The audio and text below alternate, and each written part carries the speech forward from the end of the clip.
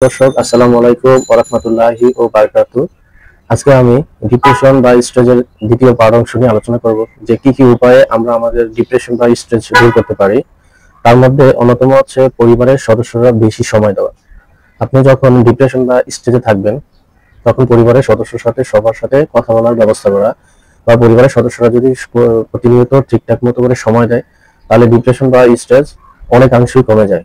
যদি যে সকল পরিবারের ডিপ্রেশন বা স্ট্রেসের সংখ্যক লোক থাকে তাদেরকে যদি ঠিকমতো সময় না দেওয়া হয় তাহলে সেই ক্ষেত্রে তারা আরো বেশি ডিপ্রেশনে পড়ে যায়। কিন্তু এটা দূর করার জন্য পরিবারের সদস্যদের ভূমিকা থাকে উল্লেখযোগ্য। আপনি যে কাজটুকু করতে পছন্দ করেন সেই কাজটি করার ব্যবস্থা করা। ধরেন আপনি খেলাধুলা করতে পছন্দ করেন বা আপনি ঘোরাফেরা করতে পছন্দ করেন বা আপনি বই পড়তে পছন্দ করেন, তাহলে এই কাজগুলো যদি আপনি করেন তাহলে আপনার ডিপ্রেশন বা স্ট্রেস অনেকাংশই কমে যাবে।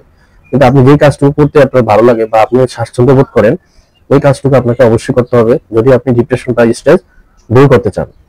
বা আমরা অনেকেই এই বর্তমান সোশ্যাল মিডিয়াতে প্রচুর পরিমাণে সময় দিয়ে থাকি। তবে আমি বলবো যারা ডিপ্রেশন বা স্ট্রেসে আছেন এই মিডিয়া থেকে একটু দূরে থাকবেন। কেননা যখন আপনি মোবাইল ইউজ করবেন বা মোবাইলে অনলাইন মিডিয়াতে থাকবেন তখন যখন আপনি কোনো কিছু ইমোশনাল বা খারাপ কিছু দেখবেন তখন আপনার ডিপ্রেশন বা স্ট্রেসের পরিমাণটা অনেক হারে বেড়ে যাবে।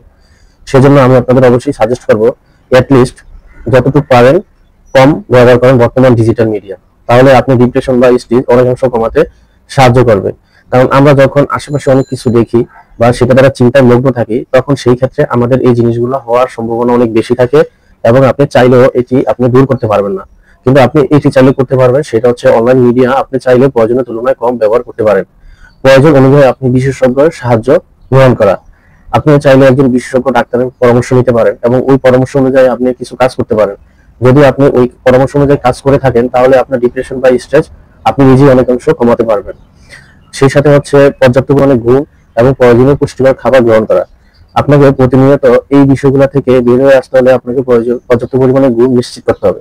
আপনি যদি দিনে অ্যাটলিস্ট 24 ঘন্টায় 7 থেকে 8 ঘন্টা ঘুমাতে পারেন প্রপার ওয়েতে তাহলে আপনার ব্রেন অনেকটা ঠান্ডা এবং স্থির হয়ে যাবে। সেই ক্ষেত্রে আপনার ডিপ্রেশনের পরিমাণটা অনেক বেশি কমে যাবে। তবে সেই সাথে আপনাকে পর্যাপ্ত পুষ্টিকর খাবার গ্রহণ করতে হবে। যদি আপনি পর্যাপ্ত পুষ্টিকর খাবার গ্রহণ করতে পারেন সেই ক্ষেত্রে আপনার ডিপ্রেশন বা স্ট্রেসের পরিমাণ অতি তাড়াতাড়ি কমার সম্ভাবনা থাকবে। তবে আপনি যদি নিয়মমাফিক এই কাজগুলো করতে পারেন তাহলে আপনার যে ডিপ্রেশনের যে জিনিসটা আছে সেটা আপনি ধীরে ধীরে কমাতে পারবেন। তবে সেজন্য আপনাকে এই জিনিসগুলো মেনে চলতে হবে এবং নিজেকে অবশ্যই খোলামেলা জায়গাতে প্রবেশ করাতে হবে। গত ভিডিওতে আমি সেটা বলেছি, আপনাকে অবশ্যই ওপেন স্পেসে চলাফেরা করতে হবে, সবার সাথে কথা বলতে হবে, নিজের প্রয়োজনীয় কাজগুলোকে পছন্দ অনুযায়ী করতে হবে, নিজে যে কাজটুকু করতে ভালোবাসেন সেটা করতে হবে, পুষ্টিকর খাবার খেতে হবে, বিশেষজ্ঞ ডাক্তারের পরামর্শ নিতে হবে, নিয়মমাফিক ব্যায়াম করতে হবে। এই জিনিসগুলো যদি আপনি নিয়মিত করতে পারেন তাহলে আশা করি আপনার ডিপ্রেশন বা স্ট্রেসের পরিমাণটা অটোমেটিক অল্প কয়েকদিনের মধ্যেই দূর হয়ে যাবে। তবে আমি বলবো এই সকল কিছুর মধ্যে উদ্যোগ হচ্ছে পারিবারিক যে বন্ডিং থাকে সেটা আপনি পরিবারের সদস্যদের কাছে সাহায্য গ্রহণ করুন এবং পরিবারের সদস্য থেকে পরামর্শ গ্রহণ করুন এবং তাদের সাথে বেশি মেলামেশা করুন, তাদের সাথে কথা বলার চেষ্টা করুন, মনের দুঃখগুলো বা আবেগগুলোকে বোঝার চেষ্টা করুন, তাহলে আপনি আপনার ডিপ্রেশন গুলো অনেকাংশই দূর করতে পারবেন। কারণ যে যত কাজ করুন না কেন যদি পরিবারের সদস্য থেকে আপনি সাপোর্ট না পান বা প্রিয়জনের কাছ থেকে আপনি সাপোর্ট না পান তাহলে সেক্ষেত্রে আপনার এই ধরনের মানসিক সমস্যার সমাধান করা সম্ভব নয়।